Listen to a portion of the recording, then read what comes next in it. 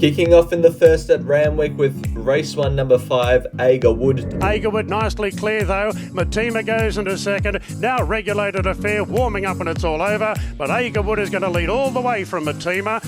And hopefully Spione can soar over the top of them and take the cash in race number 9. Spione in front though from Thunderlips and Spione. Spione won it by 3/4 to Thunderlips. The last bet I'm having on Saturday, we're finishing it off with race 9, number 11, War Machine. War Machine, the favourites over the last on Cup Day. War Machine crashed them, bolted in.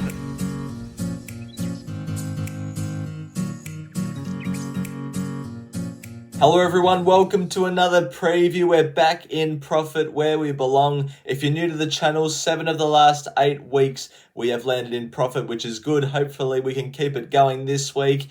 And yes, you read the title right. Have I found a sure thing? I can't wait to share my thoughts with you guys on one particular runner later on in the video, so stay tuned for that. Let's get on to the Fan Cup. With only one Saturday left in May, this is how the leaderboard is looking. There's only 2 possible winning hopes to take out the May title of Salmonators Fan Cup, and that is Admiring Earth and Razzle Dazzle. They've both been having their best bet as winners constantly, so get down in the comments to see who they're with on Saturday. And you can put your best bet in the comments as well just by following these rules. It's totally free and you could have a chance to have your name on the leaderboard. In this week's preview, 3 at Caulfield, 2 at Rosehill, 1 at Morphettville and 1 at Eagle Farm. Let's get onto it. We're kicking off early at Caulfield in race number 1 with horse number 2, Millennium Blade, 1 unit the win on at $4.80, and this was his last start run behind Prince Tycoon and Rosangela at Caulfield. Now got the perfect run through along the inside of the eventual second place getter in Rosangela, but I like the way it stuck to the line, and very late in the piece in terms of betting, Millennium Blade was the only one they wanted. Prince Tycoon was drifting, Rosangela was drifting, but Millennium Blade was $17 10 minutes before the race started, and it jumped at $10, so they really came for this horse.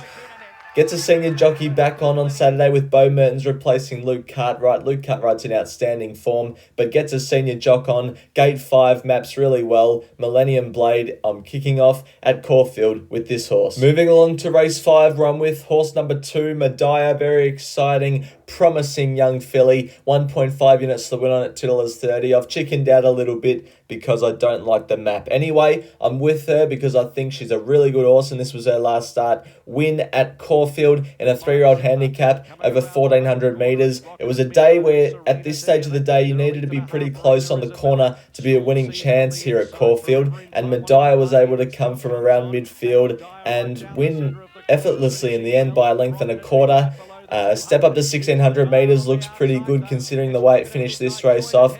Third place getter in that race, Aha has come out and won at Sandown last Saturday. Draws gate 12 of 12, which was my main concern, and the fact that I don't have as much units on it as probably what proportional staking laws says I should have. However, I think it'll be powering home late over 1,600 metres, and on raw ability, it might just get there and win again. I was with him last start. I'm not jumping off. Caulfield race 6, number 4, Limsal Toro, 0.5 units to the win on at $8. This was his first start run behind War Machine and Jimmy the Bear last start at Caulfield. Now, considering he's settled second in run here, considering how the day was playing out, it was advantageous in that regard. However, it was a fast run race. He was first up against some fit opposition, so I think he had some excuses on his side. Now he's second up, where he's 2 from 2 in his career, up to 1,600 metres, where he's 2 from 2 in his career, albeit against Singapore opposition. From gate 8, Jason Maskiel on can roll forward and hopefully settle either second or fourth, one off the fence, 1 out, 1 back or outside the leader. And if he's in that spot, I reckon he's ready to show his best, and at $8, I'm happy to be on. Moving up to Rosehill now, we're in race 3. I like horse 7, Lady Extreme, 1.25 units to win on at $5.50. This was her last start run back in mid-January. Now she's first up on Saturday, but no official trial to speak of, which people might be querying Lady Extreme over that. However, I see it as real X Factor. Blake Ryan, the trainer, has just put it in this race, and I like to see it. Gate 7 settles midfield. Look, somewhere on speed, judging off its past runs in its career, I would have thought. Settled 3 wide, no cover in this last start replay, and still fought on valiantly to run second. Alicia Collett rides. I think Lady Extreme's in with a good chance and some good value at $5.50 on Saturday. In the last at Sydney, I'm with horse 10, Weeping Woman, 1.75 units. The win on at $5.50. This was Weeping Woman's last start trial effort at Warwick Farm. She's off a 10-week let-up heading into this race, and this Warwick Farm trial was something to take note of. This was on a heavy 9, so she can handle wet track. She's also 2 from 3 in her career on soft, so she can handle wet tracks. Gate 5, she either leads or settles just in behind the leaders.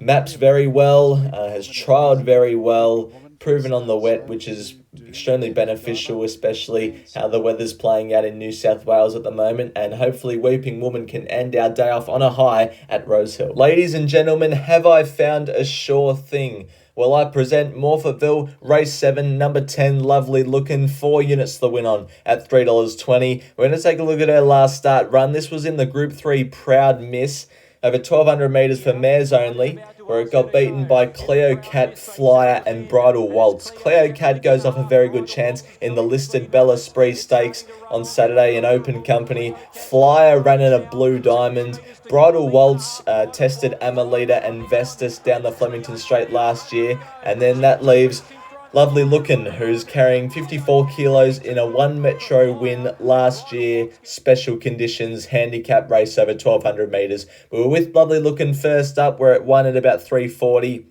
I'm happy to be with her again at the 320. Taylor Johnston takes the ride. She knows this horse very well. Lovely Lookin'. I can't believe we're getting this price about her.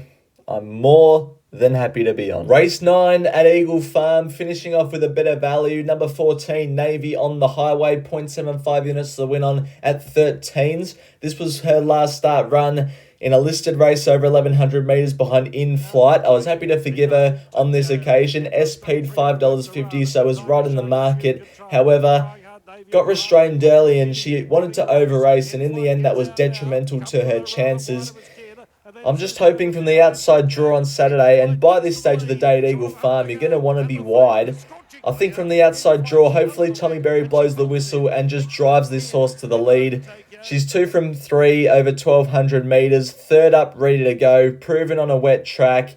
And it's not like we're being asked to take single figures. $13 about a horse who only 4 starts ago finished 4th behind Belclair and Magic Time, which is really good form for this race. So Navy on the Highway, a bit of value in the last at Eagle Farm.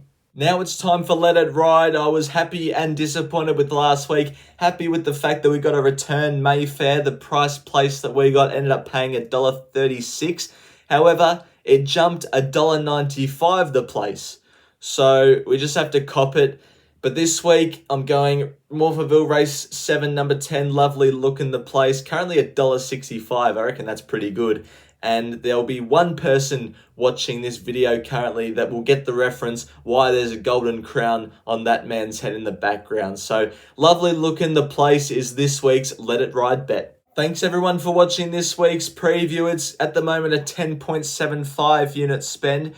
We could have an awful day and only get one winner. If it happens to be Lovely Lookin', we still make a profit. So I'm very much counting on Lovely Lookin' on Saturday. And if Lovely Lookin' gets beat, I think it's going to be pretty tough to make a profit with the other selections I've got. We're going to need a bit of luck. However, Lovely Lookin', I'm pretty confident on, so hopefully you can get the job done. Thanks everyone again for watching this week's preview. And until next week's preview, bye for now.